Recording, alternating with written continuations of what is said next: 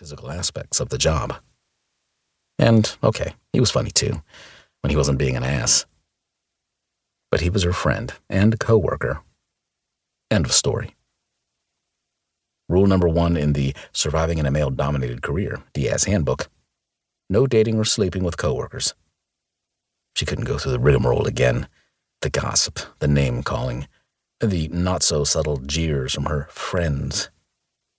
After all this time, the memories still left a sour taste in her mouth.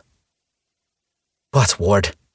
She mentally chastised herself for being so abrupt with him. Not his fault her mind had wandered to the darkened corners of her memory. He dropped her arm and took a step back. "Jeez, no need to bite my head off, Diaz."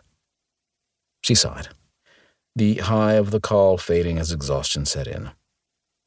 "Sorry." She rubbed her hand over her eyes. "I'm just a little beat." "Hey." He placed a hand on her shoulder, giving her a reassuring squeeze. "You did great out there. Kicked that fire's ass." "Fires don't have asses." And she had done great. They all had, Ward included, though she'd rather eat his runny eggs than admit that fact. "Always literal, Diaz," he chuckled. "That's why you're so funny." She shoved his shoulder, unable to hide a smile. This was why they were friends. He always knew how to pull her out of a funk.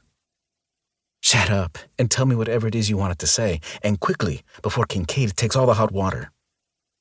"Chief wants the two of us in his office after we clean up." His matter-of-fact declaration woke her up a little. "Huh? Did he say why?" Ward shook his head. "Nope. Just that he has something he wants to talk to both of us about." Weird. But what the chief wanted, the chief got. "Okay, thanks." She turned and headed into the small office locker room, shutting the door behind her. Chief had added some old lockers and left a few chairs in there. There was only one shower, but since she and Vanessa rarely were on shift together, it worked.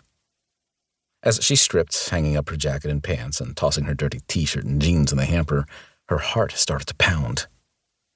What could the chief want? If it were just a meeting with her, she'd assume he wanted to talk about a schedule shift or some volunteer opportunities he would ask her to head up. Or maybe her heartbeat kicked up with hope.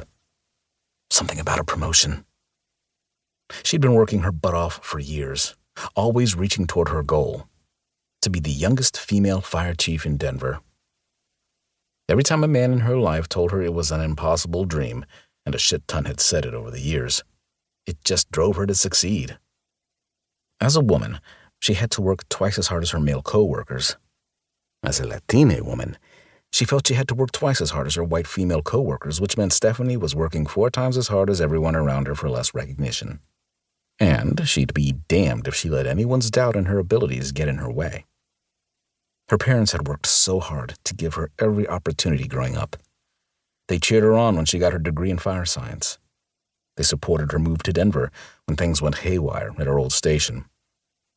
She would get that chief position one day.